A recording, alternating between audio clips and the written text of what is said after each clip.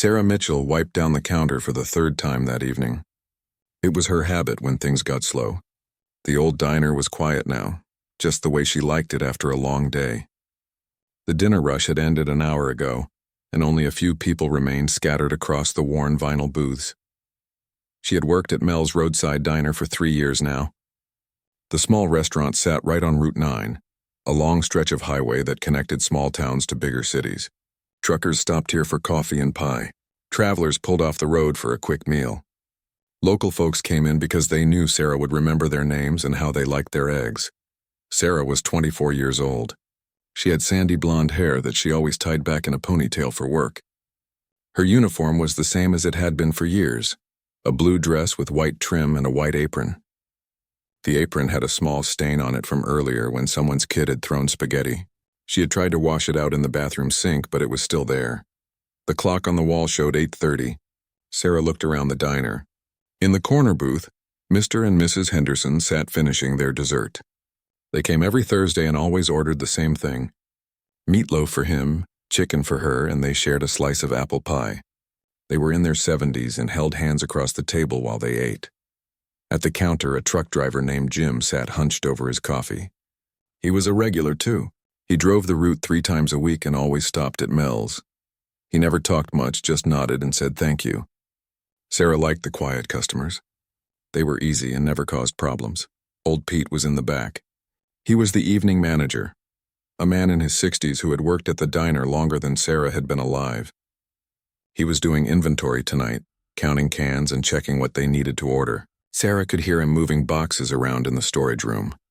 The jukebox in the corner played an old song. Sarah did not know the name, but she had heard it 100 times. The music mixed with the sound of the highway outside, cars whooshing past, their headlights flashing through the big windows.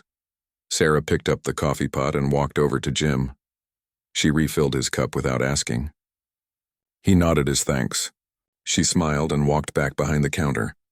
She was thinking about what she would do when her shift ended at 10. Probably go home, take a shower, and watch something on TV before bed. Tomorrow she had the morning shift, which meant getting up at 5. That was when the black SUV pulled into the parking lot. Sarah noticed it through the window. The vehicle was new and shiny, with tinted windows so dark she could not see inside. It parked crooked, taking up 2 spaces. The engine stopped, but nobody got out right away. Sarah felt something in her stomach tighten. She did not know why. Maybe it was the way the SUV just sat there. Maybe it was how late it was. Or maybe it was just instinct, that feeling you get when something is not right. Finally, the doors opened. 4 men got out. They were young, maybe in their 20s. They wore expensive clothes. Designer jeans, leather jackets, gold chains. One had tattoos covering his arms and neck. Another wore sunglasses even though it was dark outside. They walked toward the diner like they owned the world, laughing loud and shoving each other. Sarah took a breath and put on her customer service smile. The bell above the door rang as they came in. The loud laughing and talking filled the quiet diner immediately. Mr. and Mrs. Henderson looked up from their pie. Jim glanced over his shoulder, then turned back to his coffee. The 4 men looked around the diner with sneers on their faces. The one with the neck tattoos seemed to be the leader. He was tall and muscular, with cold dark eyes and a mean smile. He pointed to the corner booth across from the Hendersons. "That one," he said loudly. They walked over and threw themselves into the booth. One of them put his feet up on the seat. Another turned around backward in his seat and stared at the Hendersons until the old couple looked away. Sarah grabbed 4 menus and walked over. Her heart was beating faster than normal, but she kept her smile in place. This was her job. She dealt with all kinds of people. Most were nice, some were rude, but they all paid and left eventually. "Good evening, gentlemen," she said in her cheerful voice. "Welcome to Mel's. Can I start you off with something to drink?" The leader looked her up and down slowly. It made her skin crawl. His eyes lingered in places that made her uncomfortable. Then he smiled, showing white teeth. "Well, well," he said. "Look what we got here, boys. Ain't she sweet?" The others laughed. Sarah's smile felt fake now, stretched tight across her face. She held out the menus. "Here are your menus. I'll give you a minute to look them over." As she tried to hand him a menu, he grabbed her wrist instead. Not hard, but firm enough that she could not pull away easily. She froze. "What's your name, sweetheart?" he asked Sarah. She said quietly, "Can I have my hand back, please?" He held on for another second, staring into her eyes. Then he let go and laughed. His friends laughed too. Sarah stepped back quickly. Sarah, he repeated like he was tasting her name. Pretty name. Okay, Sarah, we want burgers. All of us, and beers. You got beer, right? Yes, sir. What kind of burgers would you like? I don't care, whatever, just bring it fast. We're hungry. Sarah wrote down the order, her hand shaking slightly. She could feel them watching her as she walked away. When she got behind the counter, she let out a breath she had been holding. Jim, the truck driver, caught her eye. He raised his eyebrows like he was asking if she was okay. She nodded quickly and tried to smile. But her heart was still racing. She went to the kitchen window and clipped the order up for the cook. Then she got 4 beers from the cooler and put them on a tray. When she turned around to take them to the table, she saw that all 4 men were staring at her. Not just looking, staring. Like wolves watching a rabbit. Sarah picked up the tray. Her hands were steady now. She had dealt with difficult customers before. These guys were just jerks trying to act tough. She would bring them their food, they would eat, they would pay, and they would leave. That was how it always worked. She walked over to the table and started setting down the beers. As she leaned over to place one in front of the leader, he spoke again. You single, Sarah? She stood up straight. Here are your beers. Your food will be out in about 15 minutes. I asked you a question, he said. His voice was harder now, the fake friendliness gone. That's personal, Sarah said firmly. Is there anything else I can get you right now? One of the other men laughed. Oh, she's got an attitude. I like that. Sit down with us, the leader said. It was not really a question. Come on, just for a minute. We want to talk to you. I can't, I'm working, Sarah said. She turned to walk away. Hey, one of them shouted. We're talking to you. Sarah kept walking. Her face was hot. She could feel everyone in the diner watching now. Mr. Henderson had his phone out like maybe he was thinking about calling someone. Jim had turned around fully on his stool, watching the table. Sarah went behind the counter and pretended to be busy. She reorganized the napkin holders. She checked the sugar packets. She did anything to keep her hands busy and avoid going back to that table. But she could hear them. They were talking loud on purpose, making sure she could hear. Stuck-up witch, one said. Probably thinks she's too good for us, said another. Don't worry, the leader said. She'll come back. She has to. It's her job. Sarah's hands clenched into fists. She wanted to go get Pete from the back, but she did not want to seem weak. She could handle this. She had to handle this. The kitchen bell dinged. The food was ready. Sarah looked at the 4 burgers sitting under the heat lamp. Then she looked at the table in the corner where the 4 men sat, watching her and waiting. She had to bring them their food. That was her job. She put the plates on a tray and took a deep breath. Then she walked back toward the table, not knowing that this night was about to get much worse. Sarah carried the tray of burgers across the diner. Each step felt heavy. The 4 men watched her approach and she could see the smirks on their faces. They were enjoying this. They knew she had to serve them, and they were going to make it as difficult as possible. When she reached the table, she started setting down the plates carefully. She kept her eyes on the food, not on them. Maybe if she just did her job and ignored their comments, they would eat and leave. Here you go, she said in a flat voice. 4 cheeseburgers with fries. Anything else? As she placed the last plate down, the leader reached out and touched her arm.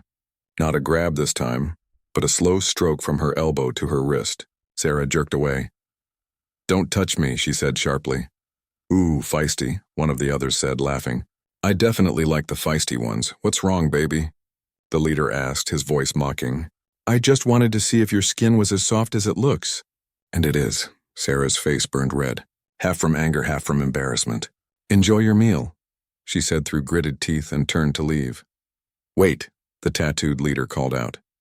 These fries look cold. Take them back, Sarah turned around. Steam was literally rising from the fries. They're fresh from the fryer, sir. They're hot. He picked up a fry, examined it, then dropped it back on the plate. Nope, cold. Take it back and bring me new ones. Sarah knew what he was doing. He was making her go back and forth for no reason. It was a power game. But she had no choice. She picked up his plate and took it back to the kitchen. When she returned with a new plate of fries, which looked exactly the same as the first, he complained again. These look cold too. What kind of place is this? Sir, I just watched the cook make them. They're hot. Are you calling me a liar? He asked, his voice getting dangerous. Sarah bit her tongue. She wanted to say yes, she wanted to tell him to leave, but she needed this job. She had rent to pay, bills to pay. She could not afford to lose this job. No, sir, she said quietly. That's what I thought. Now bring me another order, and this time make sure they're hot. The third time Sarah brought fries, he kept them, but by then she was shaking with frustration and anger. When she tried to walk away, one of the other men stuck his foot out and almost tripped her. She stumbled but caught herself. They all laughed. Careful there, sweetheart, the one who tripped her said. Don't want you to fall, unless you want to fall into my arms. More laughter. Sarah went back behind the counter. She could feel tears starting to form in her eyes, but she refused to cry. Not here, not in front of them. She blinked rapidly and pretended to check something on the register. Jim, the truck driver, had been watching everything. He got up from his stool and walked over to Sarah. You okay? He asked quietly. She nodded, not trusting her voice. Those guys are trouble, Jim said. You want me to say something? Sarah looked at the four men. They were big and mean, and there were four of them. Jim was just one middle-aged truck driver. No, she whispered. It's okay. They'll leave soon. But they did not leave soon. For the next 30 minutes, they ordered more food they did not want, more drinks. Then they would change their minds and send things back. One complained his burger was too rare. Another said his was too well done. They were loud, laughing, making crude jokes that everyone in the diner could hear. Mr. and Mrs. Henderson paid their bill and left quickly, their faces embarrassed and worried. Mrs. Henderson squeezed Sarah's hand as she passed. Call the police, dear, she whispered. But Sarah just smiled weakly and said nothing. Now it was just Jim, Sarah, and the four men. Every time Sarah brought something to their table, they found new ways to bother her. One would drop his napkin and ask her to pick it up. When she bent down, they would make gross comments about her body. Another spilled his water on purpose and demanded she clean it up right away. When she came with towels to wipe up the water, one of them grabbed her wrist again. This time it was not the leader, but a different one, a guy with a shaved head and mean little eyes. Where are you going so fast? He said, pulling her closer. Stay and talk to us. Let me go, Sarah said, trying to pull away. His grip was tight and it hurt. Oh, come on. We just want to be friends. Let her go. Jim's voice came from across the diner. He was standing now, his fists clenched. The four men turned to look at Jim. The leader smiled slowly. This your boyfriend, Sarah? Mind your own business, old man, the bald one said, still holding Sarah's wrist. Jim took a step forward. I said let her go. The leader stood up from the booth. He was younger than Jim, bigger, and had 3 friends. Or what? What are you going to do about it? The other 3 stood up too. They spread out slightly, forming a loose circle. Jim stopped walking. Sarah could see the calculation on his face. 1 against 4. Bad odds. Really bad odds. That's what I thought, the leader said. Sit down and shut up. This doesn't concern you. Jim looked at Sarah. She could see he wanted to help, but he was scared, and she did not blame him. She was scared too. The bald man finally let go of her wrist and Sarah stumbled backward. I'm sorry, Jim said quietly, and he walked back to the counter. But he did not sit down. He pulled out his phone and started dialing. Who you calling? The leader demanded. The police, Jim said. The leader laughed. Oh yeah? Tell them to bring the sheriff. Tell them there's a crazy old man harassing customers at Mel's Diner. Tell them he threatened us for no reason. Jim hesitated. His thumb hovered over the call button. Then he slowly put the phone down. Forget it, he muttered. He pulled out his wallet, threw some bills on the counter, and headed for the door. Before he left, he looked at Sarah one more time. I'm sorry, he said again. Then he was gone.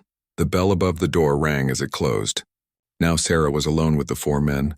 Even Pete was still in the back, counting inventory with his headphones on like he always did. The old man was half deaf and never heard anything when he had his music playing. Well, the leader said, sitting back down. Looks like it's just us now. Sarah's heart was pounding so hard she thought they must be able to hear it. She wanted to run to the back and get Pete, but her legs would not move. She was frozen, standing in the middle of the diner with her empty tray in her hands. Come here, Sarah, the leader said. His voice was different now, harder, meaner. All the fake friendliness was gone. "We need more napkins." There were napkins on every table. Sarah knew this was not about napkins, but what choice did she have? She walked slowly to the napkin dispenser on the counter, pulled out a handful and walked toward their table. When she got close enough, one of them grabbed her apron and pulled her closer. "Serve us, witch," he said, laughing. But he did not use the word witch. He used a much worse word, one that made Sarah's face go white. Another one pulled out his phone and started filming. He pointed the camera right at her face.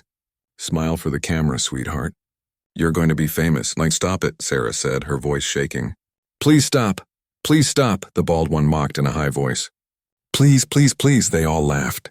The one filming moved closer, getting a better angle. Sarah put her hand up to block the camera and he slapped her hand away. "Don't touch my phone," he said angrily. The leader stood up and moved behind Sarah, blocking her path to the back. She was surrounded now. 4 men, all bigger than her, all looking at her like she was prey. This was bad. This was really bad, you know what I think?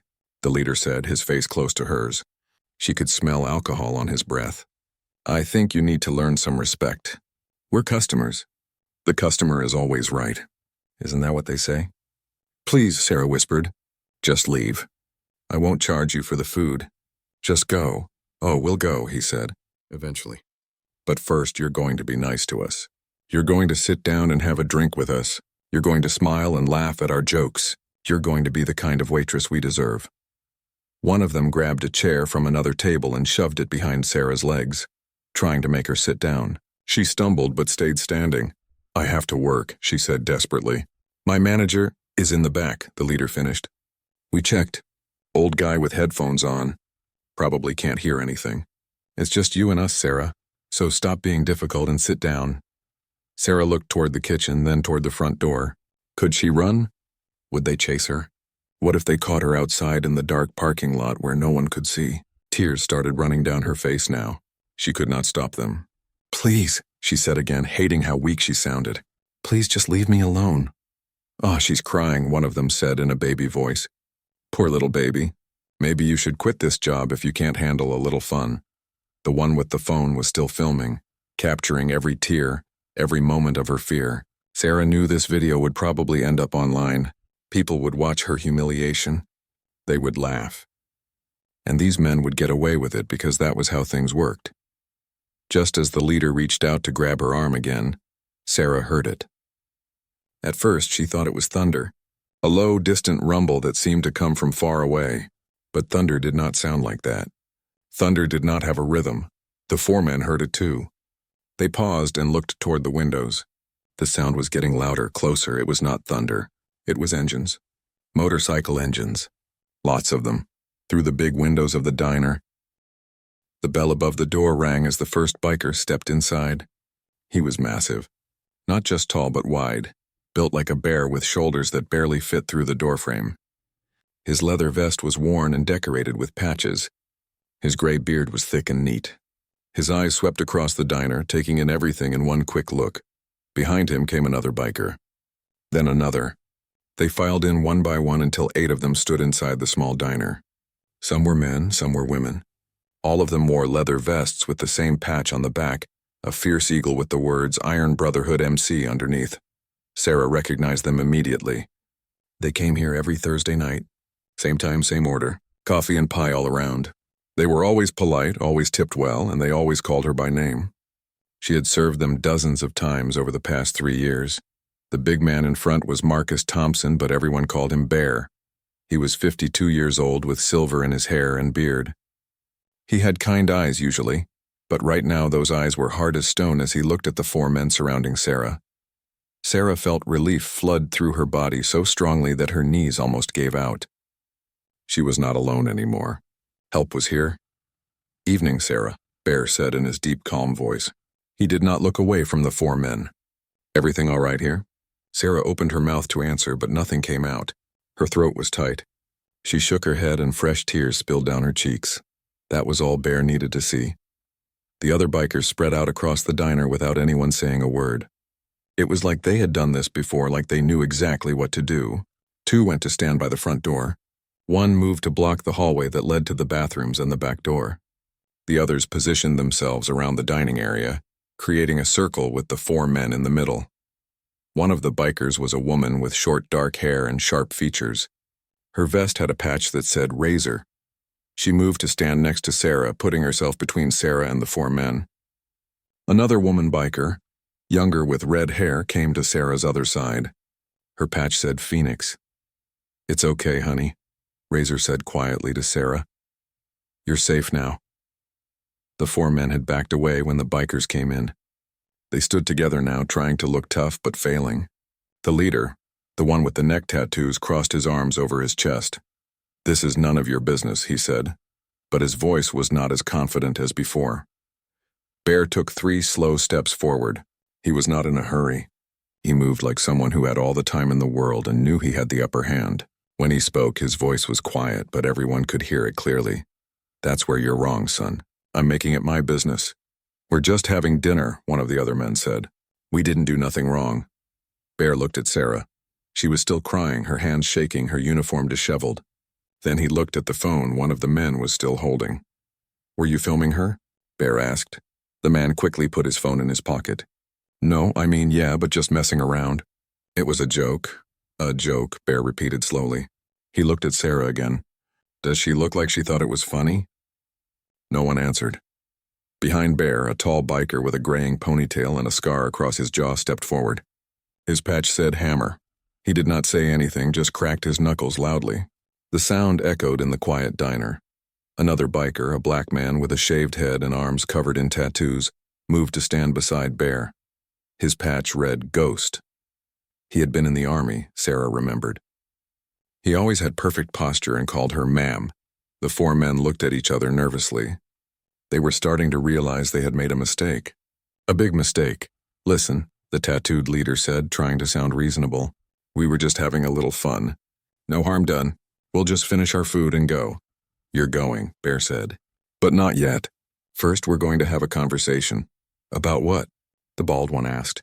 "About respect," Bear said. "About how you treat people.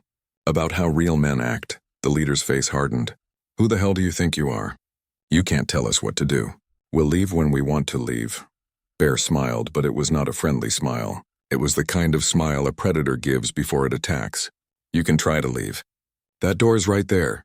He pointed behind him where 2 bikers stood blocking the exit. "Go ahead. Try it." Nobody moved.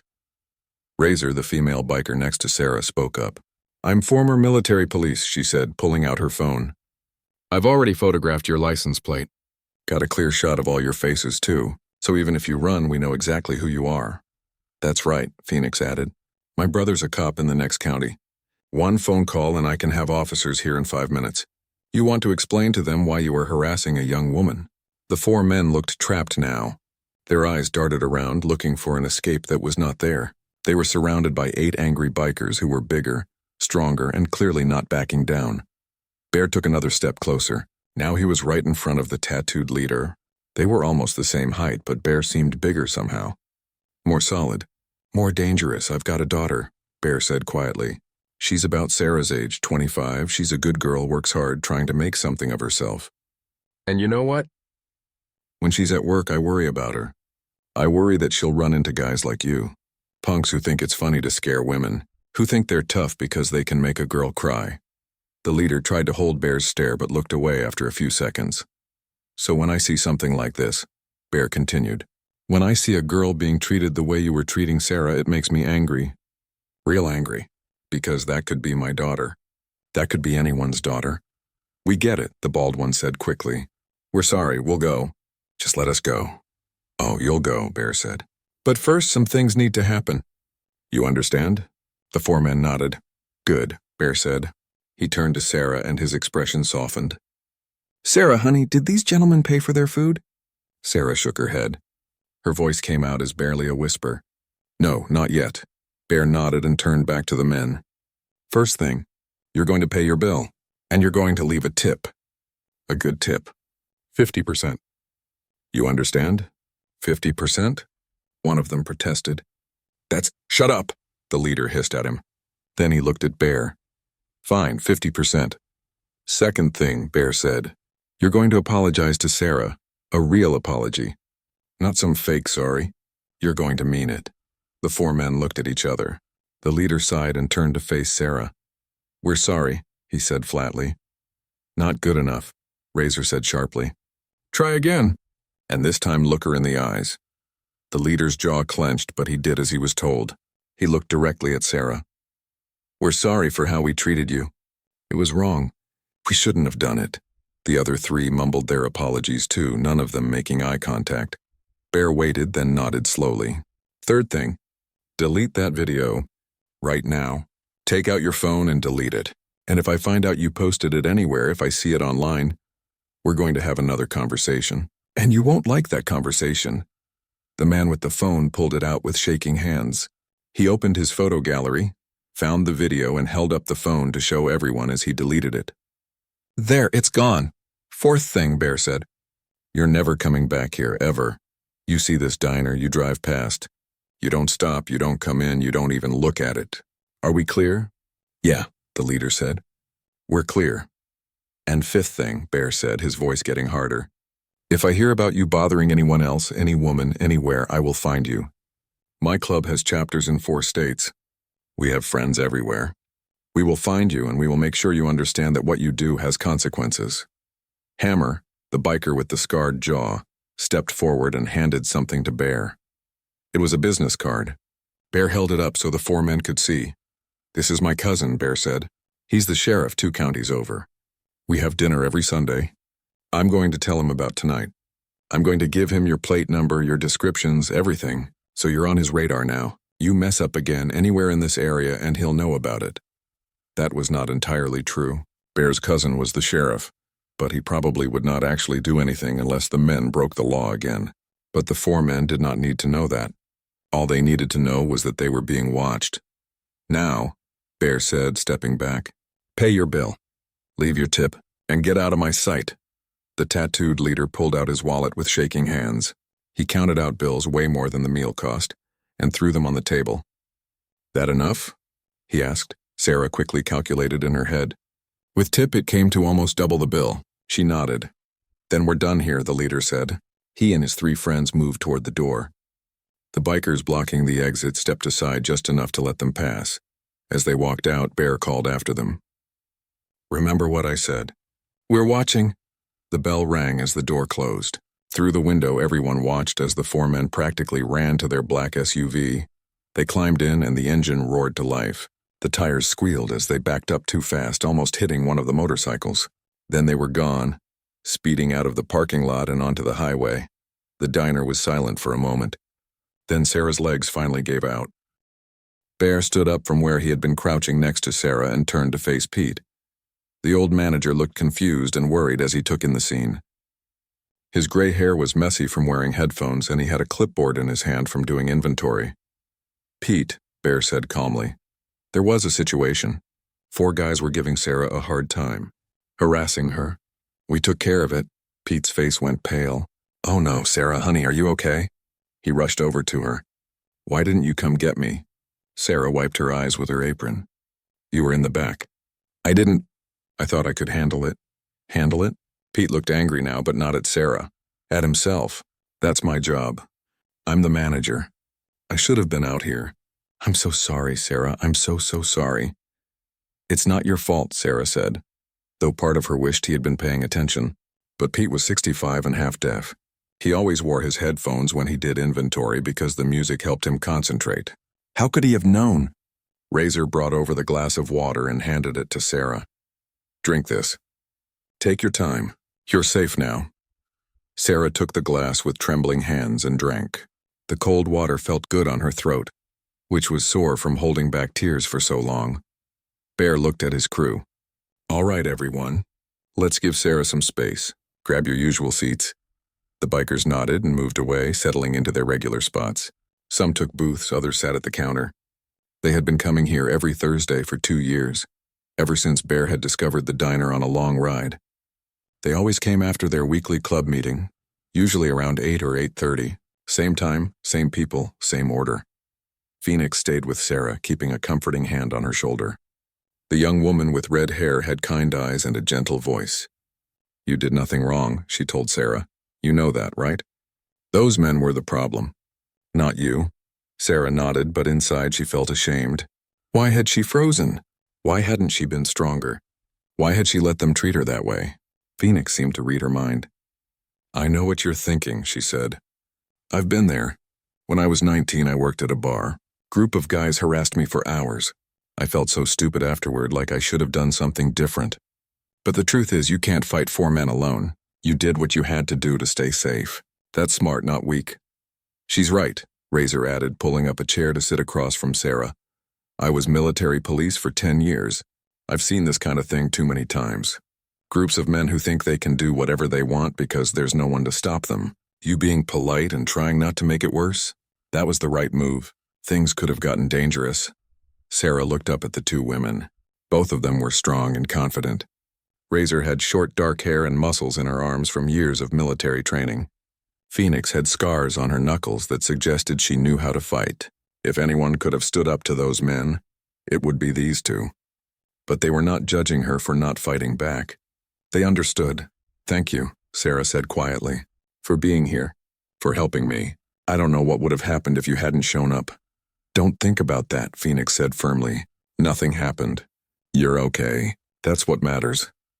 Pete was pacing behind the counter, running his hands through his hair. I should call the police.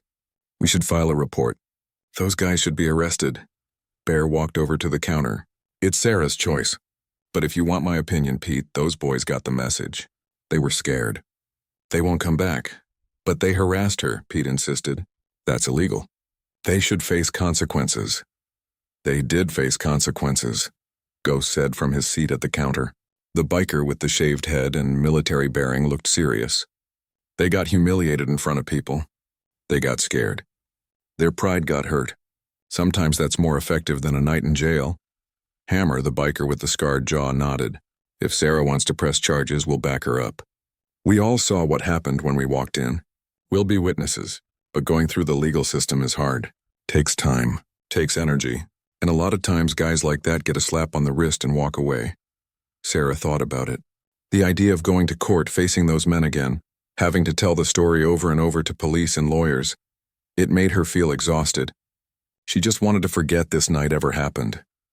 I don't want to press charges, she said finally. I just want to move on. Pete looked like he wanted to argue, but Bear put a hand on his shoulder. Respect her choice, Pete. She's been through enough tonight. The old manager sighed heavily. All right. But Sarah, you take the rest of the night off, with pay. Go home, take a shower, get some rest. No, Sarah said, standing up on shaky legs. I want to work. I want things to be normal. She looked around at the bikers. I want to take your orders like always, please. Bear studied her face for a moment, then nodded. If that's what you want. But no rush. Take your time. Sarah took a deep breath and straightened her apron. Her hands were still shaking slightly, but she was determined. Those men had tried to make her feel small and scared. She was not going to let them win. She was going to finish her shift. Okay, she said, pulling out her notepad. Who wants coffee? Every hand in the place went up. Even Pete raised his hand. The gesture was so simple and normal that Sarah almost started crying again. But this time it would have been happy tears. These people were showing her that she was not alone. They were here and they cared. She went behind the counter and started making coffee. Her hands moved automatically through the familiar motions. Fill the pot with water. Add the coffee grounds. Turn on the machine. Get out cups. It was soothing, doing something normal after everything that had happened. As she worked, the bikers started talking among themselves. Not about what had just happened, but about normal things. Ghost mentioned that his daughter had gotten accepted to college. Hammer complained about his motorcycle needing new brakes. Phoenix talked about a recipe she had tried. They were deliberately keeping things light, Sarah realized, trying to make the atmosphere normal for her. When the coffee was ready, Sarah started going around with the pot, filling cups. Each person thanked her politely. Bear asked for cream just like always. Razor wanted hers black. Hammer asked for extra sugar. As Sarah poured coffee for a biker named Tank, a huge man with a gentle smile, he said, "You're tough, you know that? A lot of people would have gone home after what you went through, but here you are, still working. That takes guts." Sarah did not feel tough. She felt like she was barely holding it together. But she appreciated him saying it. After everyone had coffee, Sarah took out her notepad again. "Who wants pie tonight?" "What kind you got?" Phoenix asked. Apple, cherry, and chocolate cream. I'll take cherry, Phoenix said. Apple for me, said Bear. Around the diner, orders came in. 3 apples, 2 cherries, 2 chocolate creams, and 1 person, a quiet biker named Wrench who never said much, ordered all 3. Sarah wrote everything down and went to the kitchen to get the pies. Old Pete helped her, cutting slices and putting them on plates. As they worked, he kept apologizing. I'm so sorry, Sarah. I should have been out there. It's my job to protect you. Pete, you didn't know. Stop blaming yourself, but I should have known. I should have been paying attention. Sarah turned to face him. Pete, you're a good manager. You've always been fair to me. This wasn't your fault. It was their fault. Those 4 men. Nobody else. Pete's eyes got watery. You're a good kid, Sarah. Don't let tonight make you think any different about yourself. You hear me? She nodded and hugged him quickly. Then they carried the pies out to the dining area. As Sarah served dessert, the atmosphere in the diner slowly returned to normal. The bikers ate their pie and drank their coffee. Some of them asked for refills. They talked and laughed. Phoenix told a funny story about her cat. Ghost showed everyone pictures of his grandson on his phone. Bear caught Sarah's eye and gestured for her to come over. She walked to his booth where he sat with Hammer and a woman biker named Angel, who had not said much since arriving. Sit down for a minute, Bear said, sliding over to make room. Sarah hesitated. I should keep working. Sarah, there's nobody else here except us. Sit. She sat down at the edge of the booth. Bear took a business card out of his wallet and handed it to her. It was simple. Just his name, Marcus Thompson, and a phone number. You ever have trouble again, here or anywhere else, you call me, Bear said. Day or night. Doesn't matter. You call and I'll answer. I can't ask you to, Sarah started. You're not asking. I'm offering. We look after people in this community. That's what we do. Angel spoke up for the first time. She was older, maybe in her 50s, with gray streaks in her long black hair. The Iron Brotherhood isn't just a motorcycle club. We're veterans, most of us. We served our country and now we serve our community. We volunteer. We raise money for charity. We help people who need help. People think bikers are dangerous, Hammer added. And yeah, we can be. But only to people who deserve it. People who hurt others, bullies, abusers, we don't tolerate that. Bear leaned forward. I want you to understand something, Sarah. What those boys did tonight, that wasn't your fault. You didn't do anything to deserve that. And you don't owe anyone niceness when they treat you badly. You have the right to say no. You have the right to be safe. The bikers stayed at the diner for another hour. They finished their pie and coffee, then ordered more coffee.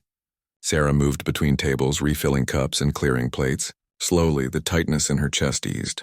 The shaking in her hands stopped. She started to feel like herself again. The bikers made sure to keep her busy, but not in a bad way. They asked for things. Napkins, more cream, another fork. Little tasks that gave her something to focus on besides what had happened. Sarah understood what they were doing and she was grateful. Every normal interaction helped push away the memory of those 4 men and their cruel faces. Around 9:30, Mr. Henderson came back. The elderly man who had left earlier with his wife walked through the door looking worried. When he saw Sarah, relief crossed his face. Sarah, he said, walking quickly to the counter. I'm so sorry. We shouldn't have left. My wife and I felt terrible the whole way home. We were going to call the police, but we weren't sure what to say. Are you all right? Sarah smiled at him. I'm okay, Mr. Henderson, really. He looked around at the bikers, then back at Sarah. Did these folks help you? Yes, sir. They did. Mr. Henderson walked over to Bear's booth. The old man stuck out his hand. Thank you. Thank you for doing what I should have done. I'm ashamed that I left her alone with those men. Bear stood up and shook his hand. You don't need to apologize. You were scared for your wife's safety. That's natural. What matters is you cared enough to come back and check. Still, Mr. Henderson said, I wish I had been braver. My father was in World War II. He always said that good men have a duty to protect those who can't protect themselves. I let him down tonight. I let Sarah down. No, you didn't, Sarah said firmly. Mr. Henderson, you and your wife are some of the nicest customers I have. You always treat me with respect. That matters more than you know. The old man's eyes got watery. He patted Sarah's hand and nodded. Then he pulled out his wallet and handed her a $20 bill. This is for you. Not a tip for service, but a gift. Buy yourself something nice. You deserve it after what you went through. Sarah tried to protest, but he insisted. Finally, she accepted it with a hug. Mr. Henderson left looking less burdened, like he had made some kind of peace with himself. At 10 o'clock, Sarah's shift officially ended. Pete told her again that she could go home early, but she wanted to stay. She had made it through the whole shift. She felt proud of that. When it was time to cash out, Sarah counted the money from the 4 men. They had left $170 for a meal that cost $45. After taking out the cost of the food, the tip was $125, plus Mr. Henderson's $20, plus the normal tips from the bikers, who always left at least 30%. It was the most money Sarah had made in a single shift. There was a bitter irony to that. The worst night of her working life had also been the most profitable. The bikers started getting ready to leave around 10:15. They pulled on their jackets and gloves. Bear paid for everyone's coffee and pie, and he left a $50 bill on the counter. "That's too much," Sarah protested. "It's exactly right," Bear said. "You earned it. You worked hard tonight despite everything. That deserves recognition." One by one, the bikers said goodbye. Phoenix hugged her. Razor gave her a fist bump. Ghost saluted her. Hammer told her she was tough. Each of them made sure to say something kind before they left. Angel, the older woman with gray-streaked hair, was the last one besides Bear. She pulled Sarah aside and spoke quietly. "I need to tell you something," Angel said. 20 years ago, I was in a situation like yours. I was working at a bar and some men wouldn't leave me alone. Nobody helped. The bartender ignored it. The other customers looked away. I ended up quitting that job because I was too scared to go back." Sarah listened carefully. "For years I thought I was weak for letting them chase me away," Angel continued. "I thought I should have been stronger, braver. But I was just a kid trying to make rent. I did what I had to do to survive. And you did too tonight. But you got something I didn't get. People who stood up for you, so don't carry shame about this. Don't let it make you feel small. You're stronger than you know." She squeezed Sarah's shoulder and then walked out to her motorcycle. Sarah watched through the window as the bikers all started their engines. The sound filled the parking lot, powerful and loud. They waved to her through the window, and then they rode off into the night, their taillights disappearing down the highway. The diner felt very quiet after they left. Pete was cleaning up in the back. Sarah stood behind the counter, processing everything that had happened. In the span of 3 hours, she had experienced fear, humiliation, rescue, and kindness. It felt like a whole lifetime compressed into one evening. Her phone buzzed in her apron pocket. She pulled it out and saw a text from her roommate asking if she was okay. Word traveled fast in small towns. Someone must have seen the black SUV or the motorcycles and started talking. Sarah texted back that she was fine and would explain when she got home. Pete came out from the back, drying his hands on a towel. "You ready to close up?" Together, they went through the closing routine. Sarah wiped down tables and filled salt shakers while Pete counted the register. They worked in comfortable silence, the kind that comes from working together for years. As they finished, Pete looked at Sarah seriously. "Tomorrow, we're going to make some changes. I'm going to hire a second person for evening shifts. You shouldn't be alone out here." "It's not safe. Pete, you don't have to." "Yes, I do. Mel trusted me to run this place, and part of that is keeping the staff safe. I failed tonight. I won't fail again." Sarah could see there was no point in arguing. Pete's mind was made up. They locked up the diner and walked out to the parking lot together. Pete walked Sarah to her car, an old Honda that barely ran but got her where she needed to go. He waited until she was inside with the doors locked before getting into his own truck. As Sarah drove home, she thought about the night. About the 4 men who had scared her. About the bikers who had saved her. About Pete's apology and Mr. Henderson coming back to check on her. About Angel's story and Bear's business card, which was now tucked safely in her wallet. The world had good people and bad people in it. She had seen both tonight, but the good people had won. That was what mattered. When Sarah got home, her roommate Jennifer was waiting up. Jennifer worked as a nurse at the local hospital and had just gotten off her own shift. She hugged Sarah tightly. "I heard something happened at the diner. Are you okay?" Sarah told her everything. Jennifer listened without interrupting, and when Sarah finished, she made them both tea and they sat on the couch talking until midnight. "You need to take tomorrow off," Jennifer said. "Call in, rest." But Sarah shook her head. No, if I stay home, I'll just think about it all day. I need to go back. I need to prove to myself that I can. Jennifer understood. She had seen trauma before in her work. Sometimes people needed to face their fears right away, or those fears would grow bigger in their minds. The next day, Friday, Sarah went to work for the morning shift. She was nervous pulling into the parking lot, scanning for a black SUV that was not there and would never be there again. Inside, Pete had already talked to another waitress about picking up extra shifts. By next week, Sarah would never work alone again. The Friday customers were the usual crowd. Breakfast regulars who ordered the same thing every time. A few tourists passing through town. Everything was normal, and normal felt wonderful. Around 11 o'clock, something unexpected happened. The door opened and Bear walked in, still wearing his leather vest. Behind him came Razor and Phoenix. "Morning, Sarah," Bear said with a smile. "Thought we'd stop by for some breakfast. That okay?" "Of course," Sarah said, genuinely happy to see them. "Sit anywhere you like." They took a booth and ordered food. Over eggs and bacon, they chatted with Sarah like old friends. Bear told funny stories about his motorcycle trips. Phoenix talked about her job at a veterinary clinic. Razor mentioned she was teaching self-defense classes at the community center. Before they left, Razor handed Sarah a flyer. Free self-defense classes for women. Every Saturday morning. You should come. Sarah looked at the flyer. She had never thought about taking a self-defense class before, but now it seemed like a good idea. "Maybe I will. I hope you do," Razor said.